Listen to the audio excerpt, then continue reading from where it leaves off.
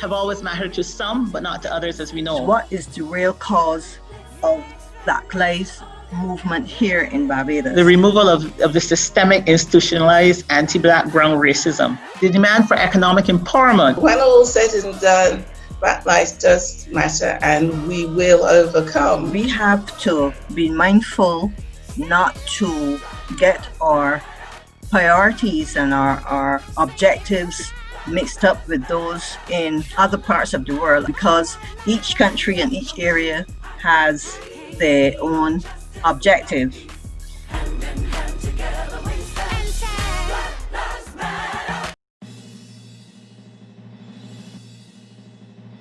The unity that we have with one another needs to be more consistent.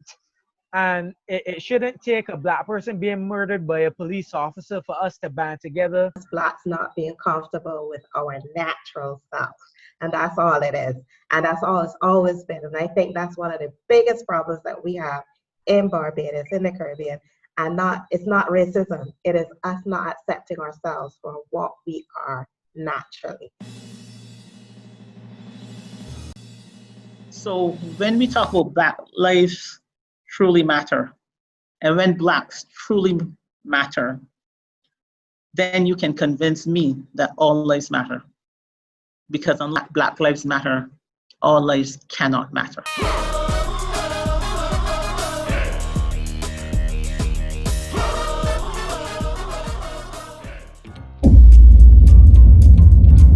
A trending topic: the pros and cons of reopening schools in the midst of the COVID-19 pandemic.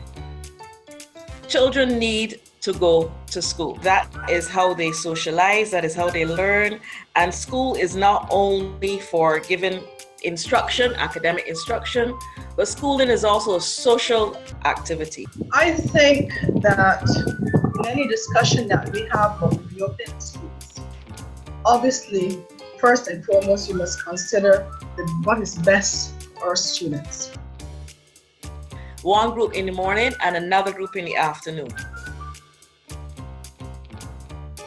where you have some classes face-to-face in school and some classes online. But we also need to look at the other persons on the school premises.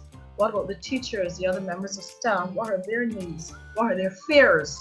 What are the fears of the parents? Can parents, when we come up with these blended approach to learning, will parents be able to fit in with our plans for their children?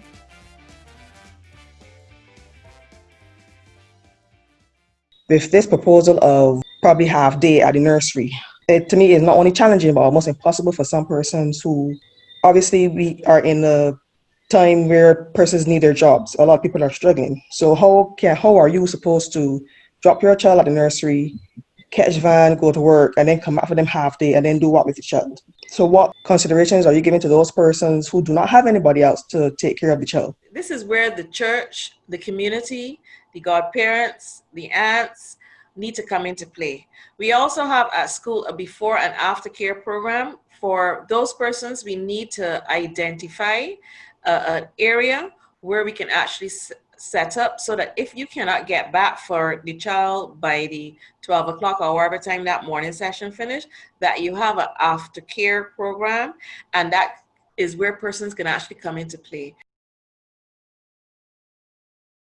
In Florida, I'm actually in Dade County. We just started our online sessions. Already there are kids that aren't even showing up to the online because they're quarantining. It's already hard enough, sanitary issues when COVID was not around.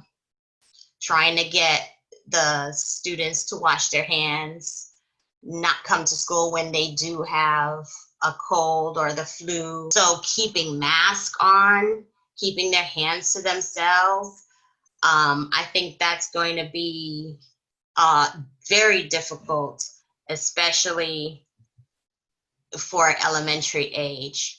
The biggest issue that seems to be the topic of conversation when other educators get together is if someone was exposed to COVID and we have to go into quarantine, your entire class is now in quarantine. That's 14 days out. I don't see how that is helpful for education. No one group of persons can determine what happens in the school. It has to be a joint effort. We have to listen to parents, we have to listen to our children, we have to listen to our staff, teaching and non-teaching, and we have to listen to health personnel. Things can turn a different way very quickly. There are still lots that we do not know and that we are learning daily about this virus, especially as it relates to children. The children are our future. This is unknown times. This is the new normal that we have to live with. We know that it is unnerving. We know that it is stressful. But at the Ministry of Education, we will not do anything to jeopardize any of our stakeholders. And we will get through this together with the Lord's help.